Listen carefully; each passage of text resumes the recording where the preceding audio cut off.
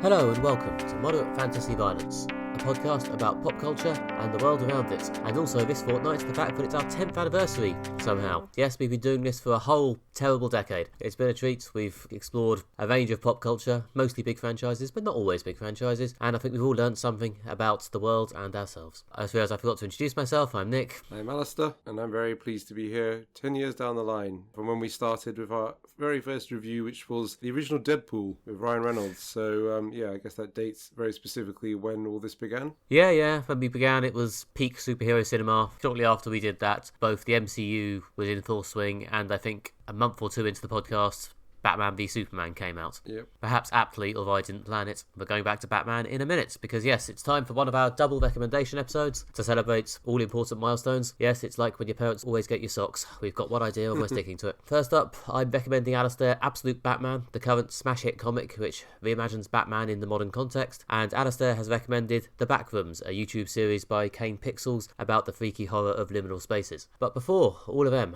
Alastair, what else have you consumed in the last celebratory fortnight? Well, it's Oscar season, so I'm going to continue our coverage of Oscar films. In the last episode, we discussed Begonia, and in this episode, I want to talk about Train Dreams, which is, a bit of a dark horse in that I hadn't heard of it before it was nominated for Best Picture. It's on Netflix. It's interesting that after a Netflix series of 5 films from visionary directors, the only one that made it into the Best Picture nominee was Frankenstein, and this one, another Netflix production, just sort of sailed under the radar. It's really good, actually. It's very beautiful. It stars Joel Edgerton as a lumber worker in the sort of turn of the 20th century America, who's a sort of, quiet man who lives by himself and works sort of seasonal work, clearing redwoods and similar for wood production, which was enormous demand for at the time. And then it charts his whole life, really, from, his marriage, being a father. The kind of main thing running through it is that,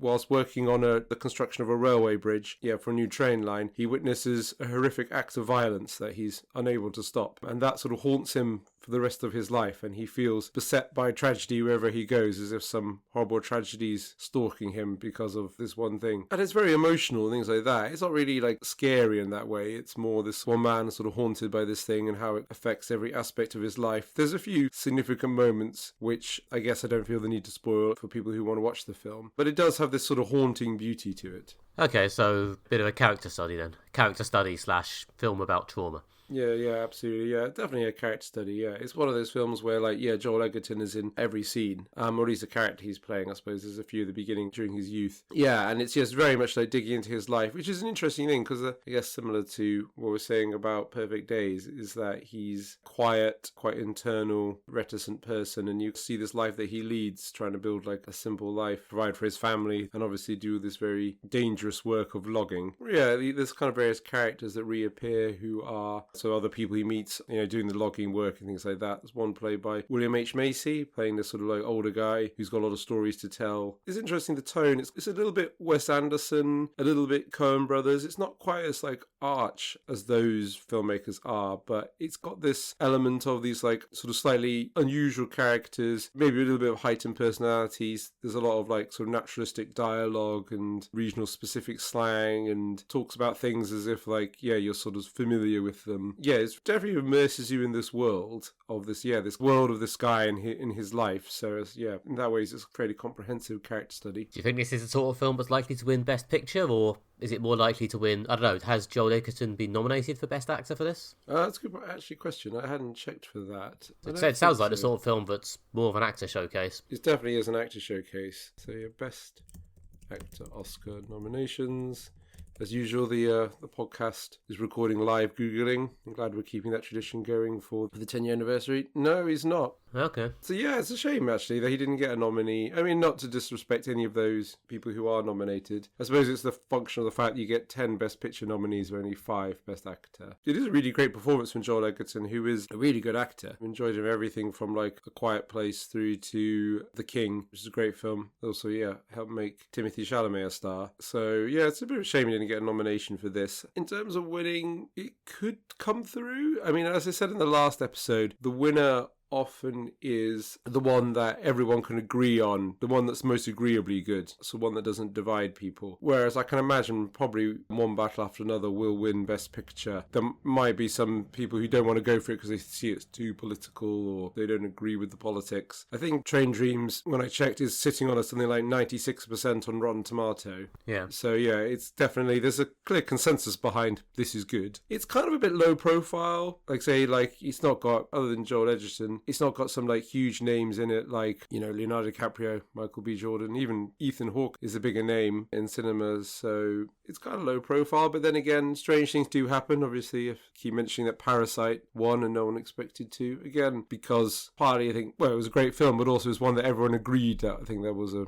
really good film. Interesting to see how this one does. It's certainly good that it's got this nomination and this exposure, because even me as a cinema nerd hadn't really heard of it until it got nominated. It's on Netflix, so yeah, you can go watch it if you've got a Netflix account. It's beautifully done. The other thing I like about it is it chronicles America, but it's very much like in the background. You know, the world sort of changes around him, and you can kind of see in some bits literally in the background of like these sort of long shots of these like logging, I don't know what the word is actually, I was going to say plantation, but this sort of, I don't know, logging operations. You can see how it's becoming more mechanized and there's more like steam engines and then petrol driven vehicles in the background and things like that. You just witnesses these broad trends sort of, you know, rise in sort of racist violence, you know, the mechanization and expanding technology, and then towards the end of the film the space race is sort of brought in, but it's something he's largely oblivious to as he kind of lives by himself in the countryside. So I think it's a really good film of kind of like chronicling subtly the kind of social changes it goes through. It doesn't do it in a really obvious way like Forrest Gump does, of how one person inadvertently gets caught up in the big moments of history, but it's more just kind of you just see these like subtle changes going on in the background. I really thought that was well done. Yeah, no, sounds good. I don't know, I've seen a few films like that which do use sort of background context to show the world changing around the character, and it's always somehow weirdly effective.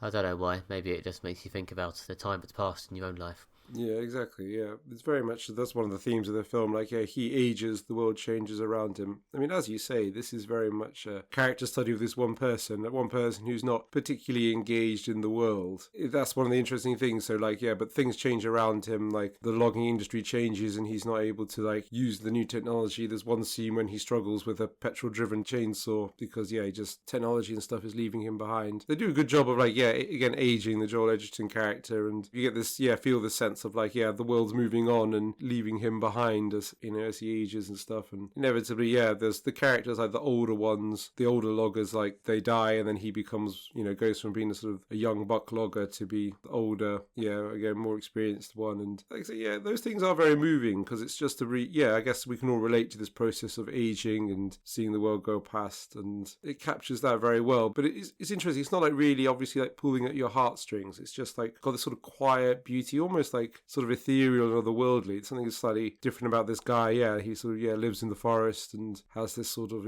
different existences. There's this kind of theme of otherworldliness running through it. It's like backed up in the sort of the music and this voiceover. It's based on a novella, so I can imagine that's probably lifted from a lot of the prose, this kind of deep, rich voiceover that runs throughout the whole thing.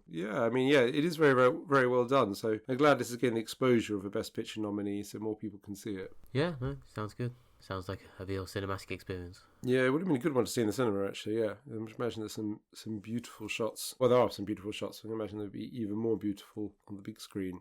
So my dive into this year's Oscar nominees continues. Watch this space for more Oscar nominee coverage. But Nick, what have you been up to since we last spoke? Well, as often happens at this time of year, while the media release schedule is slightly quietish, I've been shoveling up some 2025 stuff, and on this occasion, that's the third season of Star Trek Strange New Worlds, partly inspired by the fact that they've just released, or are in the middle of releasing, Star Trek Starfleet Academy, which made me realise that I'm at risk of falling behind on the Star Trek. So, I decided to finally watch Season 3 of Strange New Worlds. This is, of course, the prequel series about the crew of the Enterprise pre-Kirk, starring Anson Mount as Captain Pike, reprising the role from his guest stint in Discovery Season 2, and a cast of a lot of recast original Star Trek characters. Uhura and one of the regular characters from the beginning. They've now introduced Scotty, and Kirk is a sort of recurring guest star at this point. So as the show sweeps through its 5-year mission, and they have confirmed it's ending at the end of season 5, they are clearly readying us for the handover that's coming in about 2 seasons' time. So yeah, this show continues to do its themed episode genre switching thing, which it's become kind of known for, especially over the course of seasons 2 and 3, where it seems very keen to do something radically different or strange every episode. On this occasion, we have what we got this year. We got a sort of broad comedy episode where a bunch of characters get genetically turned into Vulcans. There's a faux documentary episode where someone hangs around filming everyone on the ship and then makes a little documentary about it, which is something a lot of shows get around to doing eventually, and Strange New World is no different. And there's an episode called, I think it's called Shuttle to some planet name, which is an obvious homage to Train to Busan and features a load of sci-fi zombies. A lot of that, a lot of genre switching, homaging, bringing out different situations to shove the crew into. And for the most part, it's fun. To be honest, I've seen a bit of, I don't know, maybe a skewing negative reaction to this on the internet over the last few months. One of the reasons I've probably managed to put off watching it so long. So yeah, having warmed myself up for disappointment, I was actually pleasantly surprised, but this is actually alright for the most part. I mean, if you find the playful, knowing genre switching annoying, then yeah, you'll still find it annoying. It's still doing that. But I'm alright with it, I guess maybe because I haven't watched that much Star Trek and don't really have a strict, fixed idea of what Star Trek is. I will say, but the final episode maybe doesn't quite work. It pulls in yet another random thing, which I will admit, even within my fair understanding, just doesn't seem like it fits within the Star Trek universe. I guess I shouldn't spoil it too much. It's sort of evil demons and warriors fated by destiny to bring down the evil demons and stuff like that. I guess that's about as much as I feel the need to mention. But it's a bit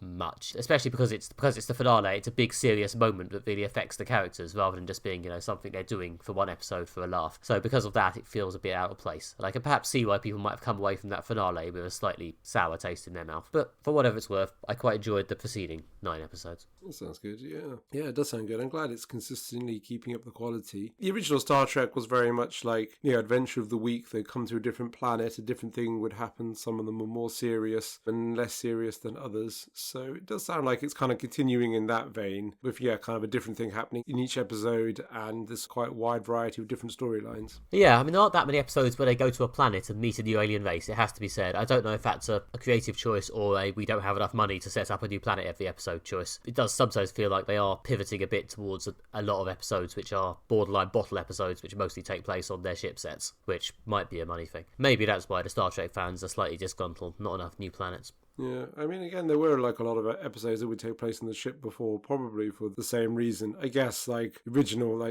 Star Trek series, the planets do kind of look a bit similar because it's kind of the same set, just like redressed. Yeah. People probably are less charmed by that these days. But yeah, it does sound like it's continuing well. This certainly seems to be the Star Trek show that people seem to really like and get a lot out of. That, I suppose, in Lower Decks, but I suppose Lower Decks was especially special. Lower Decks, I think, well, it could get away with a lot more in terms of silliness and in terms of budgets and going to different planets, obviously because it's animated, and as a result I think they did a lot more interesting stuff. And yes, no, this isn't as good as Lower Decks. I don't think it's quite as consistent, but this is a fun show. I think the character chemistry takes it quite a long way. They've got a good rapport at this point. They're all quite settled into their characters. The guy playing Pike is a very strong, consistent lead, and yeah, it's a good series. It's a nice setup they've got. I will be sad to see it go in the remaining 2 seasons. Yeah, I remember him being very good in the series of Discovery that we watched, and yeah, he really does look like the guy who played Pike in TOS. So I can remember, even at one point in Discovery, they even cut it together with footage from TOS in order to show how confident they were on the resemblance. But I remember him, he's a good sort of leading man. So they're going through a series of introducing the other recurring Star Trek characters. Yeah, this season Kirk continues to sort of recur, and Scotty has become a regular engineering character. So they're slowly setting it up. They didn't really ram anyone new in this year. I don't know, maybe in the remaining 2 seasons we'll see Sulu turn up or something. I don't know, Sulu and McCoy. Are those the main remaining ones? Because obviously Spock's been part of the main cast since the beginning. Yeah, and you mentioned Uhura. Yeah, and Uhura. Chekhov as well, I suppose. Yeah, I guess so, yeah. So yeah, there's still a couple of characters left, 2 or 3 left for them to introduce in the last 2 seasons. But to be honest, it's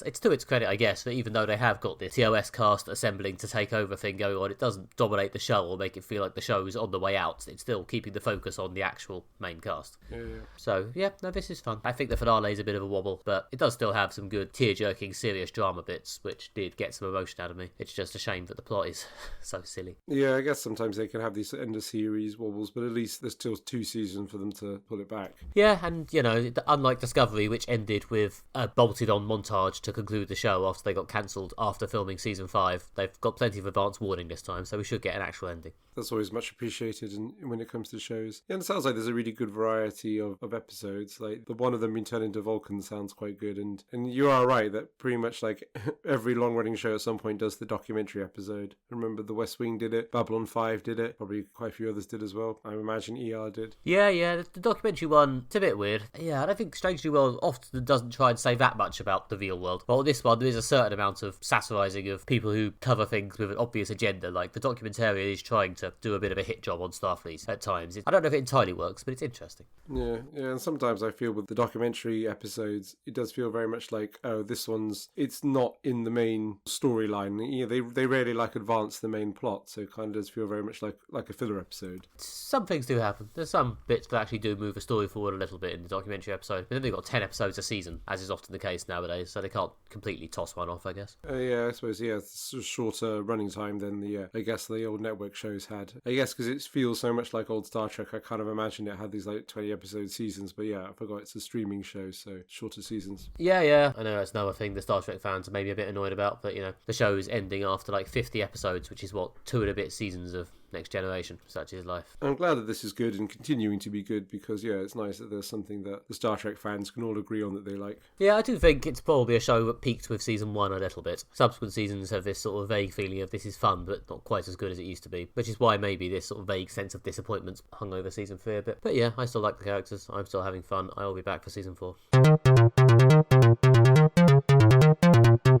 Okay, and now it's time for my recommendation for this massive honking 10th anniversary party. It's Absolute Batman. This is, of course, the current Batman series that has, if you listen to some people, basically saved comics, or at least superhero comics, or at least DC comics, from a serious downturn. This is a series that is part of the broader Absolute line from DC, which reimagines their characters in a more modern context, and this one brings back Batman as a younger guy with no money, trying to bring his mission of vengeance onto the streets of Gotham City in his garage, home-baked way. It's written by Scott Snyder, it's drawn by Nick Dragotta, and as I say, it's massively successful. A lot of people love it, but the real question here is, does Alastair love it? I certainly enjoyed it. Yeah, I thought this was really good. A great read, a real page-turner. I can see why it's successful. It's kind of interesting to read something that kind of is a Batman origin story, which is interesting because I kind of feel that like origin stories seem to have gone out of vogue in certainly the superhero media you get on films and TV. For a long time, yeah, there was obviously each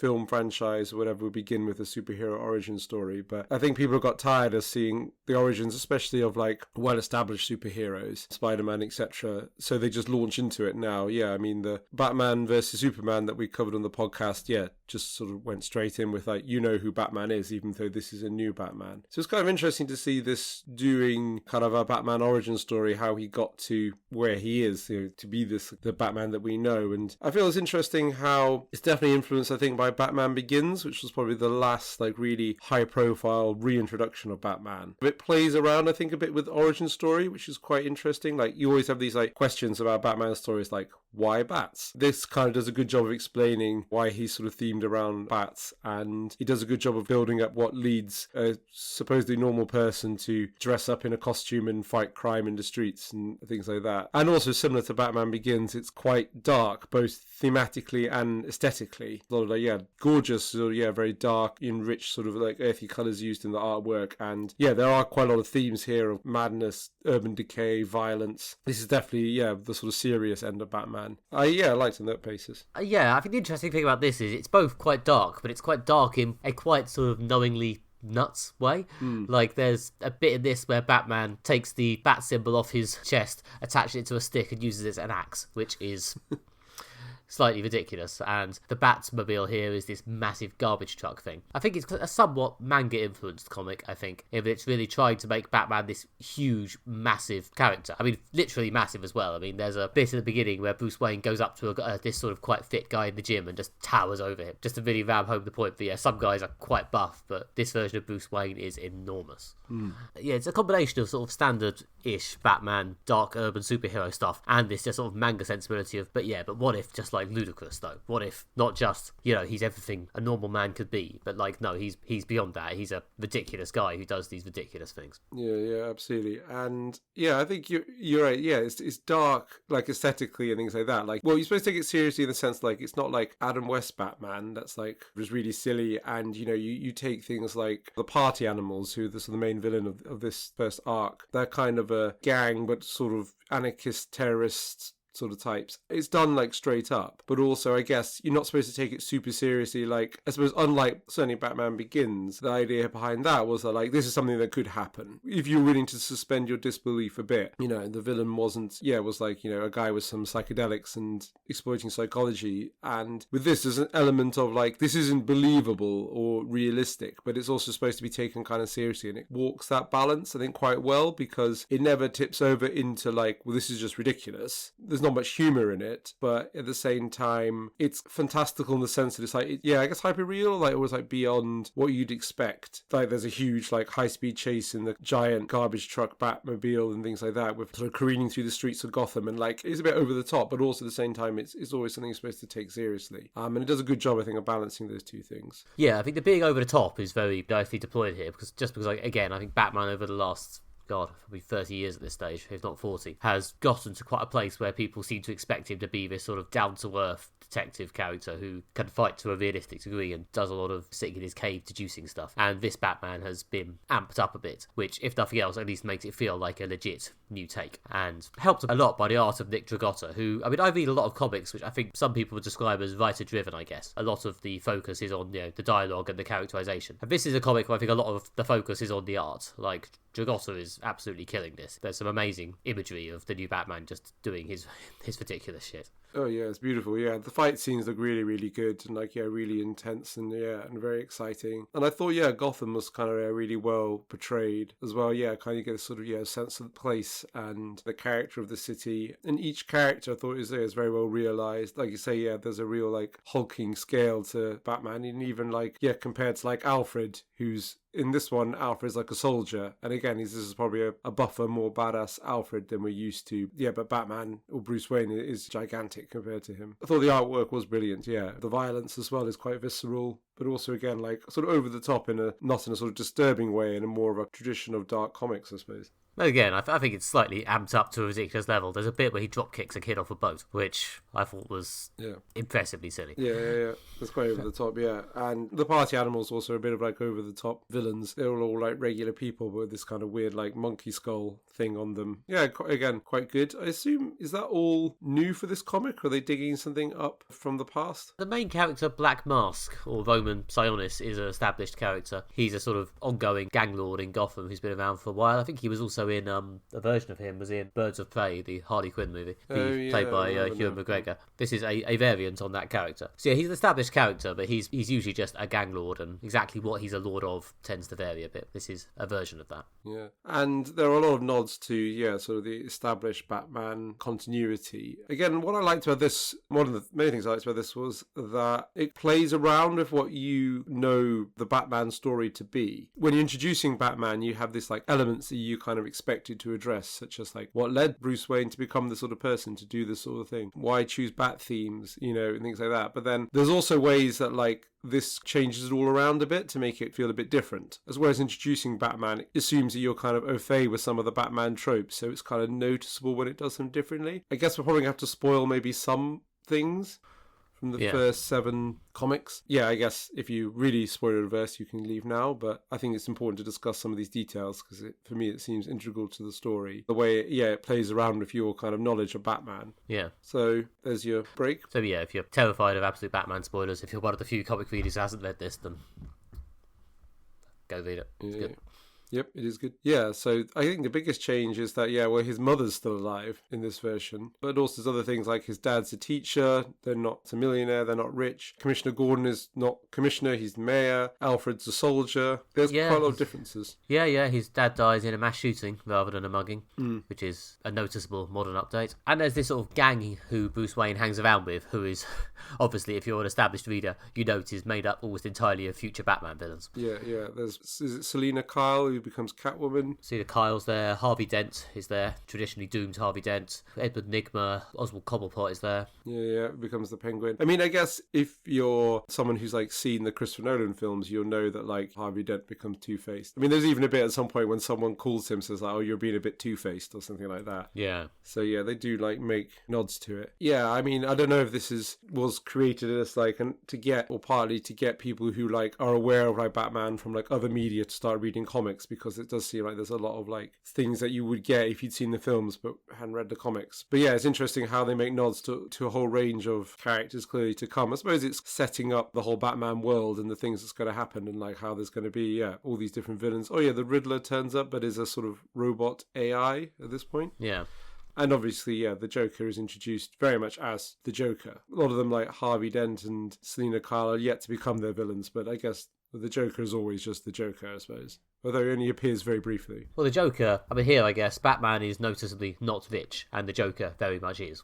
Is one of the big contrasts here. Yeah, exactly, yeah. And I don't know if they're kind of building up to the Joker as the big villain behind it all. It looks like it, doesn't it? Based on the last page, it does seem like they're having the Joker as this sort of mastermind at the top. Yeah. Because, yeah, very much the Black Mask is set up as like pawn for someone else. And, yeah, the Alfred character is introduced as someone who's like spying on a larger network of villains. I guess that's where the plot's going to go in the long term. Yeah, I mean, using Black Mask in the first one is, I think, a similar play to using Ra's al Ghul in the first Christopher Nolan film, I think. For the origin, you want to use maybe one of the less sort of flamboyant, focus-pulling villains so you can get the focus onto the hero. And I guess future storylines will bring on some of the bigger, sillier villains who take up a bit more space. Yeah, and also I think there's this element of when you're telling a new story, you're like, well, I want to do something that's maybe a bit different, people haven't seen, well, before or in a while. Because, yeah, if you do, your Batman versus the Joker story straight off, you're just inevitably inviting comparison to Tim Burton's Batman, or I guess many of the classic run of Batman comics. I believe, though you were the expert, that the Joker is introduced right at the beginning of Batman back in the 30s as the villain,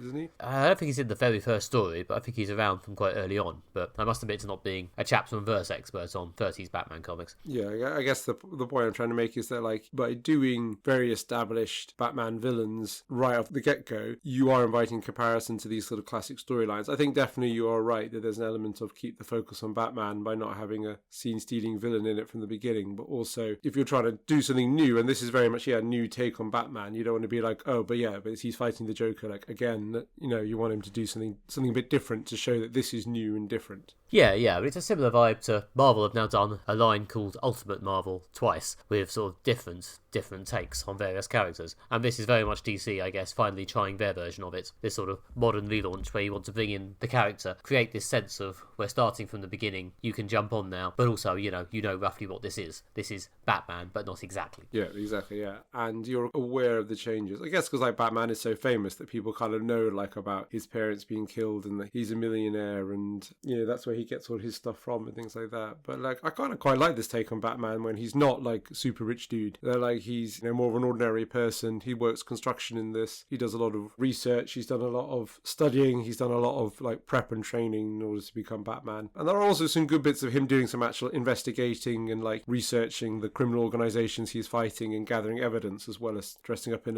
a mask and fighting people. Yeah, no, the detective element is not completely gone. They just maybe don't focus on it quite as much, and there's a bit more space given over to letting Nick Dragotta draw awesome fights, which is fair enough because he's very good at it. Yeah, and which there are many, which is also very good. Yeah. Also, many panels, just from a comics perspective. You read mostly in the sort of individual panel view, don't you? Yeah. Looking at the whole pages, a lot of these pages have like 8 to 12 panels on them, which is quite a lot compared to a lot of modern comics. Though certainly, as someone who occasionally writes comics myself, I tend not to go too far over 6, maybe 7 panels for fear of overcrowding the page. Nick Dragotta is absolutely going for it here with like the 10 to 12 panel pages. I mean, there's quite a lot of dense storytelling here. Maybe there's a clue for comic creators that what people like is the sense that you're getting a lot of story for your money because you're just getting a lot of panels and a lot of action on each page, rather than like a lot of other comics have like 5 panel pages, which often means the story moves relatively slowly per page, and you can move through pages quicker, which maybe makes the comics feel less like you're getting value for money. I don't know.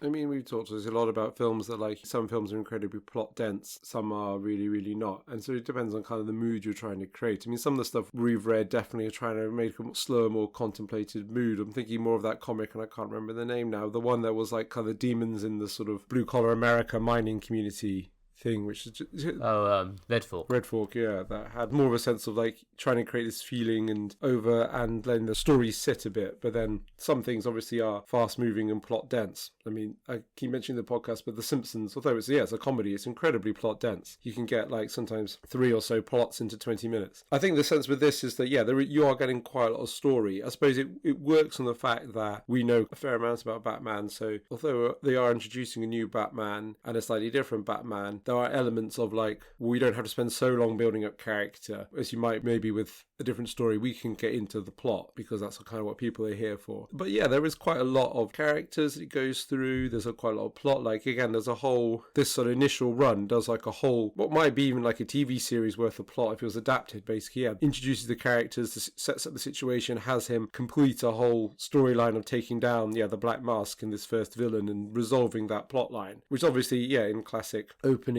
season or opening, volume thing, it's like that plot that we run through is clearly a launch pad for a bigger, longer plot, in the same way that the Tatooine bit of Star Wars is just the launch pad for the rest of the film and then the whole franchise beyond it. But it is a complete story in its own right, and it goes through quite a bit. And on top of that, you get quite a lot of flashback. In fact, there's kind of 2 flashback plots running through the whole thing. One of his childhood and the traumatic death of his father and then the fallout of that, and another one which is a flashback to him, an earlier version of Batman when he's still perfecting what he's doing and before he meets Alfred in the main plot line. I kind of also liked how they changed the artwork, or the sort of art style for that, to really show it was in the past, and like the lettering changed as well, which kind of was a really good way, I think, of creating this sense of like different time, similar to when something goes into black and white, but in this case a bit more subtle. I think there was one issue which did actually have a different artist. I think it was Gabrielle Walter who drew the flashback issue with him in the old Batman costume. But no, that was good. It's obviously, I try not to think of comics in terms of adaptations because comics are comics, but having said many times that superhero stuff is probably better adapted as TV shows rather than movies, there is something quite cinematic about this. It might just be the sheer big over-the-topness of it, but I mean having watched Zack Snyder fail to do a sort of Batman as a big over-the-top action movie, it's like, this is better, a closer way to do that. This is a better version of that. This did feel quite cinematic at times from the shape of the narrative. I would definitely say this was cinematic, and it's got a lot of big action scenes in it that I think would translate really well to cinema. These like larger-than-life characters that work well on the big screen. The villains are very villainous and properly evil. It would work in a sort of big, broad strokes that cinema works in sometimes. Would Warner Brothers make a movie where Batman chops a dude's hand off with his massive bat axe? I'm not sure, but... And then the guy comes back later and he chops the otother one off, which I did. I thought that was pretty good. Doesn't he, like, impale him on spikes that shoot out of his back or something? Oh, no, it was that, actually. Yeah, that was it. Yeah, that was it. Sorry. You are right. But again, very over the top. So good stuff. I enjoyed this a lot. It's a different vibe to a lot of comics that I've read and we've covered in the past, but this is fun stuff. I see why the people like it. I will probably read the other 10 or so issues that are out at some point. Yeah. It's a solid story. And I really liked their take on Alfred, grizzled soldier Alfred, bit of a badass, which is, again, definitely, well, for me, a different take on Alfred. I guess I assume very much that in the years that Batman comics have been running, they've dived into Alfred's past in the past, and I'm sure he's not just always been like a mild-mannered English butler. But I did kind of like this version of Alfred as a grizzled soldier, badass sort of guy. I thought that was good. They've occasionally given Alfred some kind of background to explain why he's so good under pressure, but it very rarely goes all the way to being a badass soldier. I think this is, again, pushing it a bit further. Giving him more of a character, and also introduces with a guy coming back to Gotham on a motorcycle, driving through, talking about the soul of the city, and then a nice little like reverse kind of at the end of the first few pages of being like, oh, this is Alfred. We're starting with Alfred before we get to Bruce himself. It works well. I think this is definitely one of the most interesting takes on Batman I've seen for a while, considering we're not short on Batman versions and Bat stories. I do like this a lot. If it finds its way into Warner Brothers I assume they're going to be a Batman to be in the same universe as the Superman we saw last year, especially as the Batman seems to have stalled indefinitely as a franchise. Yeah, who knows? I mean, part of me feels it would be a bit weird to put this guy in the same universe as the David Cornsweet Superman, but try anything once. I don't know. This is a bit, again, as you say, it's a bit more over the top, a bit more heightened. It works well in a sort of, in the same universe that has Mr. Terrific in it and the Nathan Fillion Green Lantern and the Superman that we saw. Then that I can imagine that this Batman being the sort of dark and gloomy one of the group in a film or whatever, or a group where the overall tone isn't dark and gloomy like the Zack Snyder ones were. I could see that working. I guess it depends how, I don't know how this works with the other absolute, sort of adverts in this for like absolute Wonder Woman and absolute Superman, so I don't know how they all worked as a complete unit. I think they haven't really met much yet. We haven't really had any hints of an absolute Justice League. I'm sure it's coming eventually. I did read the first volume of Absolute Wonder Woman. That's good. Maybe we'll cover that one day. I said last time we've never covered a superhero comic about Batman. It did occur to me after recommending that we've also never covered a superhero comic about a woman. So, maybe we'll do Absolute Wonder Woman one day. Finally, this episode, we will be discussing Kane PIxels Backrooms, a viral liminal horror YouTube sensation. These are a series of short films exploring the Backrooms meme, made in Blender by filmmaker Kane Parsons, aka Kane PIxels. They're a found footage series of short films that chronicle an experiment and journey into the strange world of the Backrooms. We've seen these short films on YouTube. Nick, what did you think of it? Yeah, as someone who had no familiarity whatsoever with the Backrooms meme, I found this quite interesting. It's got a very good sort of distinct, well-managed vibe. I gather he made one film and it was so well-received that he then continued to make them after that. But it does feel very sort of well-managed from the beginning. He's got his sort of clear aesthetic of the Backrooms and it's always sort of spooky in a sort of consistent way. And the world building he then does around that is quite interesting and fun as well. And I like the general sort of retro video vibe that he pulls into it as well. Part of me was a bit disappointed it didn't, go somewhere more narratively. Like, by the time I'd watched all 22 videos, I was sort of half expecting like an actual like resolution or ending or it to build to something, but it just sort of does the same horror thing again and again in each video for the most part, with a few sort of recurring characters, and then just sort of ends. But that may well be my expectations rather than the item. But yeah, it was very interesting to see this sort of liminal horror thing I'd vaguely heard about. Yeah, it's interesting. There is a sort of arc to it, which is it's revealing to you this research project, which you kind of catches like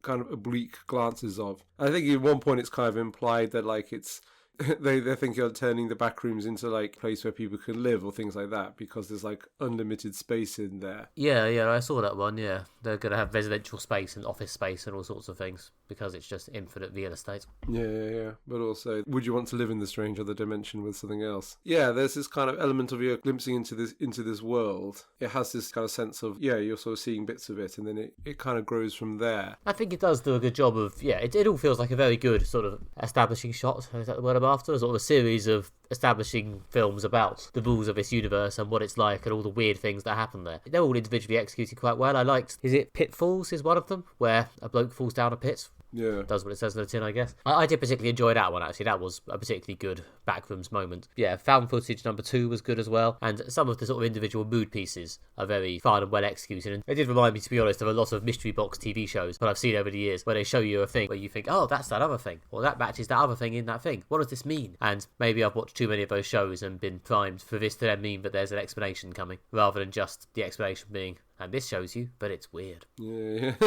Yeah, I suppose that adds to the creepy vibe. And it is very well realised, as you say. He's got like a consistent like aesthetic running through the whole thing. And it's kind of these weird spaces. Like a lot of them are like, they look kind of like disused offices from like the 70s with this sort of like yellowing wallpaper, and makes absolutely no sense. Like there's no people, there's no like things that are really for people, like desks or things like that. But there are sort of windows in these sort of strange other buildings and things like that. And it kind of invokes a kind of strange otherworldly sense if you're ever walking through like a building at night which is empty, and it just does feel quite creepy. Yeah, it's weird because in some ways it begs the question, okay, so is this naturally occurring crappy wallpaper? Yeah, and a lot of that is what's being dealt with in the premise. Like there's bits where they try and examine the workings of the Backrooms. Like there's a whole video about how the lights work, which is a fun detail to put on, which basically concludes they don't work, they shouldn't work, it's basically magic. And that's, again, part of the creepy vibe. Yeah, and there's lots of speculation online about what are the backrooms, where do they come from? Are they like made out of our imagination, or is it like our subconscious, which is why it's sort of infinite, but also like reoccurring? Yeah, I guess a bit of context for people who may not be familiar with this meme. So it's an ongoing series of memes and short videos and things like that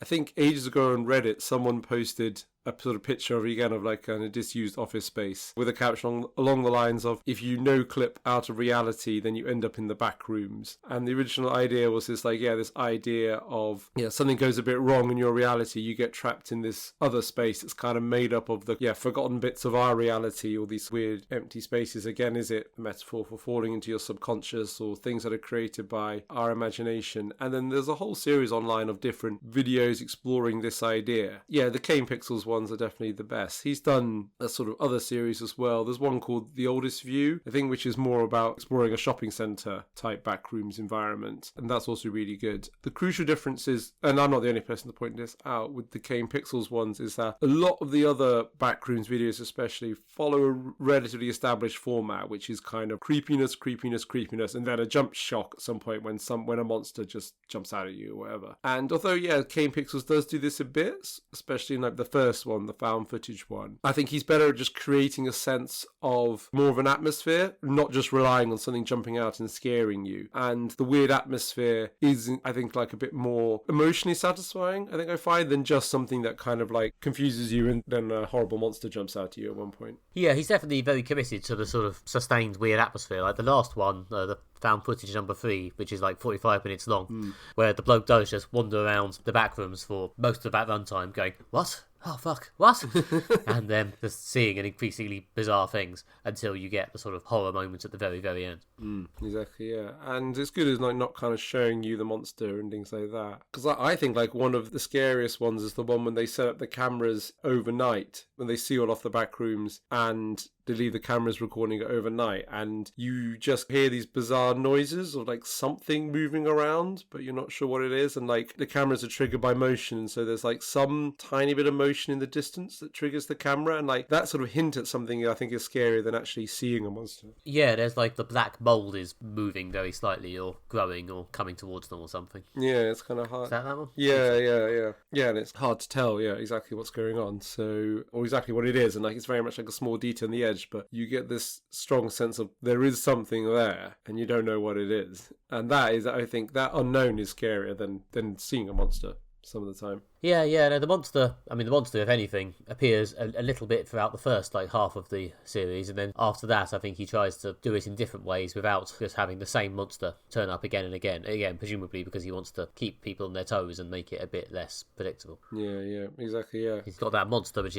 looks like a bloke made of wire or something. And you never really get a really good look at it, so you're not exactly sure what it is, but it seems to be some form of spindly creature that makes some sort of very strange noises and stuff. That appears in, like, the first one, so the initial one, that was the first viral hit that led to the others and stuff. That is very much the Backrooms trope, and in its simplest form, which is some people are living a normal life. I think they're making a short film, which I suppose explains why he has a camera. And he accidentally no-clips, ends up in the Backrooms, wanders around confused, and then eventually encounters a monster. So that's kind of the thing in a nutshell. Yeah, it reminds me weirdly of Stranger Things at times. I think it's probably a combination of the portal into another world created by a mysterious company and the sort of retro videotape vibes they're using, but obviously without the Spielbergian child gang warmth. Yeah. They're both like picking up on these like tropes that are like, or like ideas that are like floating around. The doorway to the other world where the monsters are, but also like where it doesn't quite make sense or follow the rules of our reality, but also it's not just like totally alien. There's recognizable structures or whatever in there. But again, there's something creepier about seeing something normal, like an office block or whatever, but like kind of turned into this other distorted and things like that.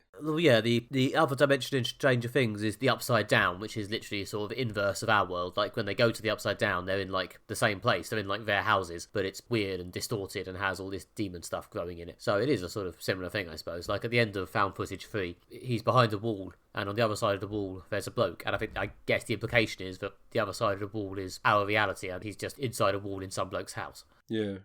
Is that the one when they also discover there's like some Chinese people have been exploring the Backrooms as well? Do I remember which that? Yeah. That was the 45-minute one. That was the big long one towards the end. Yeah. That also has the bit, when you can hear the guy talking, and then he tries to open up the floorboards. Yeah, and then he has a big horror scream. Yeah. That one I think was added much later. It's interesting that the playlist was kind of sat there. He uploaded them, and then I watched them all, and then later he added that one, the most recent one, it's on the end. So it's interesting they're still being added to. So I don't know if there's more to come. Maybe he just makes them whenever he has an idea or something like that. Well, I did some very basic reading around this, and he's been signed up by A24 to make a movie, hasn't he? Yeah. The Backrooms movie, which is directed by him and written by someone else. Yeah. So we'll see what that's like. Yeah, I mean, these huge viral sensations. I mean, the guy I think was really young when he made this as well. I think he's still a teenager or something like that. Yeah, so now obviously he has been picked up by everyone's favourite weird indie distributor. I think they're owned by Warner Brothers now or something like that anyway, so maybe not so indie, but I did read that somewhere. But in terms of the success of this, one of the things that's interesting is that it's a viral success, but it's very much a peer-to-peer virality, which is something that used to exist. So obviously YouTube's been around for quite a long time, but the sort of algorithmic side of taking from social media of YouTube is relatively recent in its history. And there were a lot of viral hits before that, which would be sent in a peer-to-peer way. Things would get a lot of exposure, but mainly from people either showing them directly to each other on YouTube or sending them to each other directly. So people saying, oh, I've seen this, you should see this. And old YouTube phenomenons, I don't know, like John LeJoe, who was a comedy rapper, all these other character-based comedy YouTube stuff. And I feel that's kind of disappeared now because everything's so algorithmically generated. Things that go viral via social media or via YouTube's algorithms itself is how most people discover things these days. But this, although it's all on YouTube and is a big YouTube success, it's one of those things that I don't think it's so much appealing to the YouTube algorithm. Well, no, there's very few thumbnails of a man doing a big shocked expression. Yeah, exactly, yeah. And so it is, even though this is relatively recent, it's definitely from the algorithm age, this is something that did go viral through peer-to-peer messaging, or peer-to-peer virality. I was introduced to this by my friend Tom. Shout out to Tom, friend of the podcast. And you find out about it either or through people writing about it or other YouTubers talking about it, describing, exploring these concepts, recommending this content. So it's interesting that it is still possible to go viral through that method of peer-to-peer virality, and also, not everything's algorithmically generated these days. I think as people get a bit sick of algorithms, there is an increasing world of people chatting on WhatsApp and Discord, and Reddit's still going. So I guess it is still possible to get passed around through other means. Yeah, and also people do like the recommendation of oh, go watch this, it's good. Yeah, which is how this has happened. Yeah. And who knows, maybe they'll get more viewers from our handful of listeners. We're continuing the chain of passing it along. I guess the other thing is it's part of this wider cultural phenomenon of both the backroom and liminal spaces. As people say, summed up in a lot of things, when I was at university, the trendy thing to be reading was House of Leaves, which is a great book. Yeah. I really strongly recommend it. And obviously, that has a sort of found footage thing within it, though it's a novel, but about describing a found footage film. But also, this kind of sense of liminal spaces and kind of strange goings-ons, and so the sort of doorway into another reality, which is kind of doesn't make sense. And there's a lot of other media that explores the backrooms in both videos and video game format. There's a great one called Pools, which I can strongly recommend, which is another one of the sort of liminal space trends are these things called dream pools, which is photographs, images, sometimes videos of swimming pools that don't quite make sense. Again, it's something you dreamed and follows dream logic. There's lots of those online if you want to look into it. There's a great game called Pools, which is very much you kind of wander through these spaces. What I quite like about that is it's not so much a horror thing, it's more about the liminal space vibes. There's also a great video game called Exit 8. Again, riffing on these things. A film's been made of that. It was at the London Film Festival. I sadly didn't get to see it because it's sold out, but it's coming to cinemas soon, and I hope to revisit that when it comes out. It's an ongoing kind of media trend, this sort of liminal spaces, backroom type thing. Yeah, no, I too have heard the word liminal being mentioned. It's always been mentioned so much, but I think it's starting to be mentioned satirically. There's a slightly mocking reference to things being so liminal in a Death Dynamic Shroud song I listened to a few months ago. It's become a trend or something like that. Or, again, it's taken on a sort of cultural cachet, and now it's maybe even overused. But I guess it's this kind of weird sense you get for these transition places. Corridors and hotels is another one that crops up a lot, and swimming pools and things like that, or these bits when you're sort of like passing through from one bit to another that has these sort of strange sort of feelings of like nowhere places. But I don't know, it's reaching out to something deep in our subconscious, something like that, partly because we've all experienced that sense of passing through space or being trapped or waiting somewhere. Yeah, no, I do understand the vague sensation of being a nobody in a blank room. It is spooky. I can see the appeal. I'm interested to see how they turn this into a movie with a narrative. Whether they are going to stick with the vibe of just never revealing anything, if they're going to try and, I don't know, give it some sort of ending. I guess if they're trying to turn it into a horror franchise, I don't know, do they need an iconic villain? I'm excited to find out. You are right. It's going to be really interesting to see how this turns into, like, a cinema film, which is, again, supposed to be a discrete thing with a beginning, middle, and end, and also something, I guess, pitched at a slightly mainstream audience. I suppose it's A24, so it's not classic Hollywood, but then again, they've made some blockbuster films. Well, yeah, it's A24, so it could in fact just be 2 hours of weird shit and then an ambiguous ending. Yeah. So Exactly. maybe they don't need anything straightforward like a villain. Yeah, or maybe it's something that is aimed at, like, to come out at Halloween as like a horror, something that's going to, do numbers on the horror trend or something like that, something that's going to be actually scary.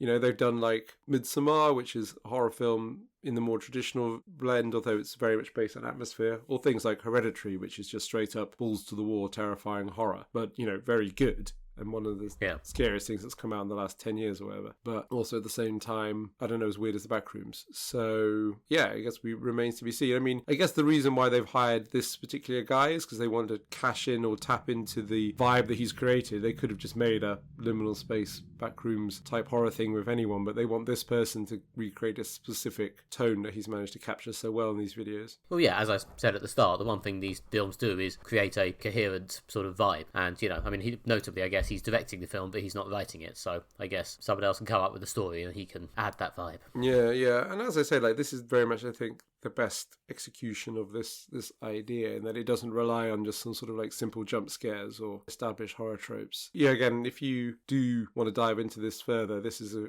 good place to start, because this is like well done. And also I highly recommend his other videos that are exploring this trope as well. Yep. No, I'll try and put the link to the Backrooms playlist in the blog post on the website, so anyone who wants to have a look can go and get sucked in.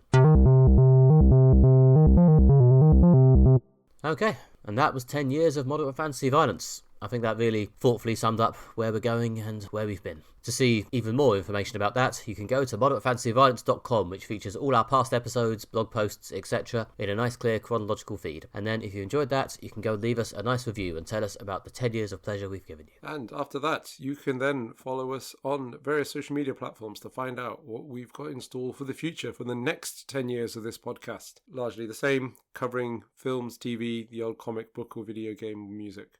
But should you wish to find out all the stuff that's coming up, you can go to Blue Sky, where we are at MFV Podcast, or follow us on Facebook by searching for Moderate Fantasy Violence. You can get more from me by searching for Alastair Ball on Instagram, TikTok, or Blue Sky. You can also find my writing at redtrainblog.com, or get my theatre reviews at everythingtheatre.com. You can get more from me at nickbryan.com on the internet, that's Brian with a Y, or indeed nickbryan.com on Blue Sky, or nickbryan.com with a dot on Instagram. I will mostly probably be talking about my Kickstarter for Courier Z Volume 2, which launches the Tuesday after this podcast comes out. So prepare yourself now to back, start warming up. Go to the campaign link, which will be all over my social media, and maybe I'll put it in this blog post as well, so you can go and sign up for the pre-launch and be there as soon as we launch on Tuesday. And then after that, you can come back for the next episode of Moderate Fantasy Violence, in which we will be covering the new Game of Thrones spin-off, A Knight of the Seven Kingdoms, and the next of Alastair's Oscars watch-through, The Secret Agent. See you then. Bye-bye. Bye.